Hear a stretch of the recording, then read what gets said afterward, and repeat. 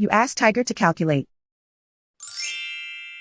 This deals with long subtraction. The final result is 494. Let's solve it step by step. Rewrite the numbers from top to bottom, aligned by their place values. Subtract the numbers using long subtraction method.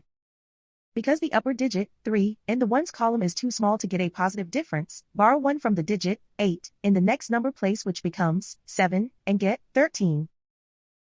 13 minus 9 equals 4. Because the upper digit, 7, in the tens column is too small to get a positive difference, borrow 1 from the digit, 7, in the next number place which becomes 6, and get 17.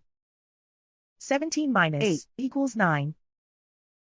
6 minus 2 equals 4. And so the final result is 494.